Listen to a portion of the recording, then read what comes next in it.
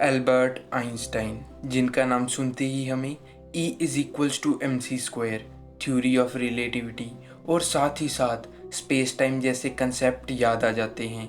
Albert Einstein ही एक ऐसे वैज्ञानिक थे जिन्होंने सर आइजैक न्यूटन के गुरुत्वाकर्षण के नियम को चुनौती देते हुए अपनी जर्नल थ्योरी ऑफ रिलेटिविटी को पब्लिश किया।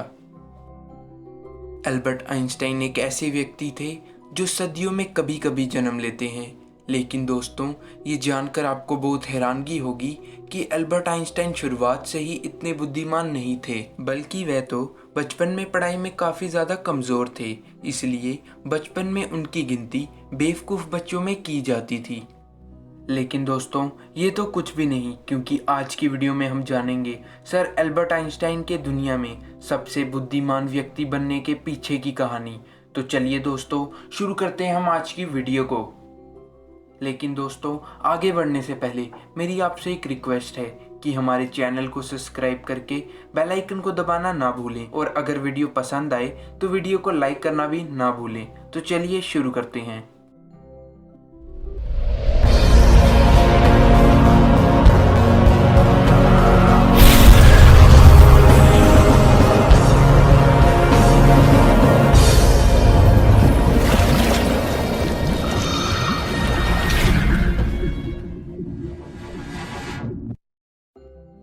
14 मार्च 1879 को जर्मनी के उल्म शहर में एक यहूदी परिवार में पैदा हुए थे एल्बर्ट आइंस्टाइन।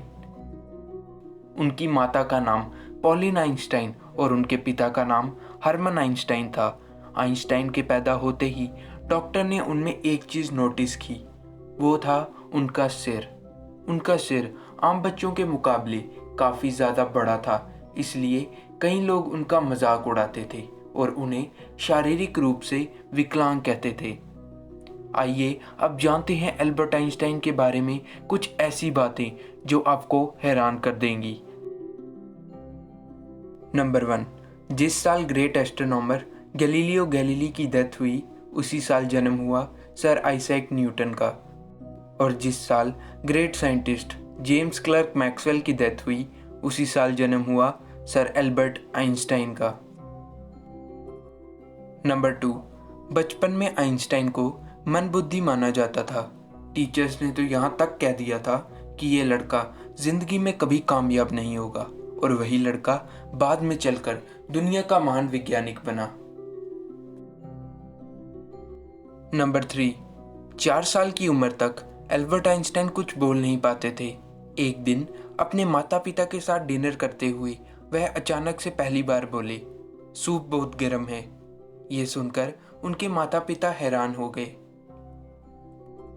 नंबर 4, दोस्तों आप में से कई लोगों ने सर आइंस्टाइन की इस फोटो को कई बार देखा होगा, लेकिन क्या आप इस फोटो के पीछे की कहानी को जानते हैं? इस फोटो को प्रिंसटन यूनिवर्सिटी में 14 मार्च 1951 में उनके 72वें जन्मदिन पे खींचा गया था। फोटोग्राफर ने आइंस्टाइन को मुस्कुराने के लिए कहा, लेकिन वह कई फोटो खिंचवा चुके थे, इसलिए उन्होंने हंसने की बजाय अपनी जीभ को बाहर निकाल दिया। और दोस्तों आपको ये जानकर हैरानगी होगी कि 2009 में इस फोटो की नीलामी की गई और ये फोटो 80 लाख रुपए की बिकी। नंबर 5, एक जीनियस होते हुए भी उनकी याददाश्त काफ़ी ज़्यादा कमज़ोर थी। उन्हें खुद का टेलीफोन नंबर भी याद नहीं रहता था।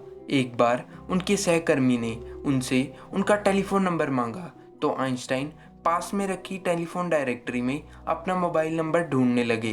तो सहकर्मी हैरान होकर बोला, आपको खुद का भी नंबर याद नहीं है? तो आइंस्टाइन ने शानदार उत्तर देते हुए कहा, नहीं, भले मैं किसी ऐसी चीज को क्यों याद रखूं जो मुझे कहीं ढूंढने पे मिल जाती हो। नंबर 6, आइंस्टाइन को कई बड़ी बड़ी यूनिवर्सिटी से अपने यहाँ पढ़ाने के लिए निमंत्रण आते थे, लेकिन आइंस्टाइन ने प्रिंसटन यूनिवर्सिटी का चुनाव किया। पहली बार प्रिंसटन यूनिवर्सिटी पहुंचने पर वहां के प्रशासन ने आइंस्टाइन से कहा कि आपके प्रयोग में इस्तेमाल की जाने वाले उपकरणों की सूची हमें दे दीजिए। तो आइंस्टाइन ने कहा कि आप मुझे केवल एक ब्लैक बोर्ड और एक चौक ही उपलब्ध करा दीजिए। जब आइंस्टाइन से लोग उनकी प्रयोगशाला के बारे में पूछते तो वह अपनी सिर की तरफ इशारा कर देते और एक बार एक वैज्ञानिक ने आइंस्टाइन से उनके फेवरेट उपकरण के बारे में पूछा तो आइंस्टाइन ने उन्हें अपना फाउंटेन पेन दिखाया, यानी कि उनका दिमाग उनकी प्रयोगशाला थी और उनका पेन उनका उपकरण। नंबर 7, एक बार कैलिफोर्निया इंस्टीट्यूट ऑफ टेक्नोलॉजी ने आइंस्टाइन को एक सेमिनार में इनवाइट किया। आइंस्टाइन अपनी वाइफ के साथ वहां पहुंचे। उन्होंने माउंट विलियमसन पे मौजूद स्पेस ऑब्जर्वेटरी भी देखी। उस ऑब्जर्वेटरी में उस समय की सबसे बड़ी टेलीस्कोप मौजूद थी। इतनी बड़ी टेलीस्कोप को देख आइंस्टाइन की पत्नी ने वहाँ के इंचार्ज से पूछा कि इतनी बड़ी दूरबीन से आखिर आप क्या देखते हैं। इंचार्ज को लगा कि मिसिस आइंस्टाइन को एस्ट्रोनॉमी का कम ज्ञान है, इसलिए उन्होंने कहा कि हम इससे यूनिवर्स के रहस्यों का पता लगाते हैं। तो मिसिस आइंस्टाइन ने कहा, बड़ी अजीब बात है, मेरे पति तो इसे एक कागज के टुकड़े पे ही कर लेते हैं। नंबर 8, आइंस्टाइन को साइंस में इंटरेस्ट तब हुआ जब वह 5 साल के थे और उनके पिता ने उन्हें एक कंपास लाके दिया। वह इस बात से हैरान थे आखिर किस वजह से इस कंपास की नीडल हमेशा एक ही दिशा में रहती है। दोस्तों, अगर मैं आपसे पूछूं कि आपके फेवरेट साइंटिस्ट कौन है तो आप में से कई लोग कहेंगे कि एल्बर्ट आइंस्टाइन। लेकिन क्या आप ये जानते हैं कि आइंस्टाइन के फेवरेट साइंटिस्ट कौन थे? Galileo Galilei. नंबर 10, अमेरिका की फेमस टाइम मैगजीन ने साल 1999 में एल्बर्ट आइंस्टाइन को पर्सन ऑफ द सेंचुरी का टाइटल दिया था। नंबर 11, दोस्तों, आप में से कई लोग ये तो जानते ही होंगे कि आइंस्टाइन को साल 1921 में नोबेल प्राइज़ मिला था, लेकिन आप में से कई लोग ये नहीं जानते होंगे कि उन्हें Nobel prize theory of relativity के लिए नहीं बल्कि फोटो इलेक्ट्रिक इफेक्ट के लिए मिला था। नंबर 12, एक बार आइंस्टाइन से एक इंटरव्यू में पूछा गया कि दुनिया का सबसे ज़्यादा जीनियस इंसान होकर आपको कैसा लगता है। तो आइंस्टाइन ने कहा, वो मुझे कैसे पता होगा, वो तो निकोला टेस्ला हैं।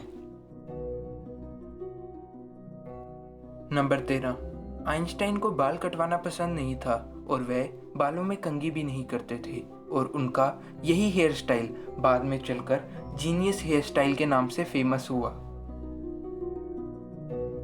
नंबर 14, आइंस्टाइन ने अपने आखिरी सांसें लेते वक्त कुछ शब्द कहे थे जो कि जर्मनी भाषा में थे।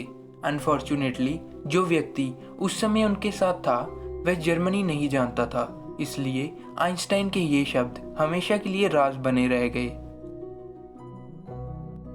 नंबर 15, आइंस्टाइन के मृत्यु के बाद डॉक्टर थॉमस हार्वे ने आइंस्टाइन के दिमाग को उनकी फैमिली की इजाज़त के बिना रिसर्च के लिए निकाल लिया।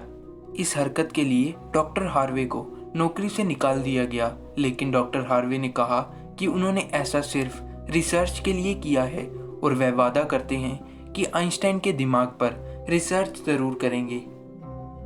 और बाद में चलकर रिसर्च में ये पाया गया कि आइंस्टाइन के दिमाग में एक आम दिमाग से ज़्यादा सेल्स थे। हो सकता है कि यही वजह हो जो उन्हें एक जीनियस बनाती थी। तो दोस्तों, यही थी हमारी आज की वीडियो एक ऐसे वैज्ञानिक के ऊपर जो आम व्यक्ति से अलग सोचता था। तो दोस्तों, अगर वीडियो पसंद आई हो तो वीडियो को लाइक करके चैनल को सब्सक्राइब करना ना भूलें। मिलते हैं किसी अगली वीडियो में, तब तक के लिए गुड बाय।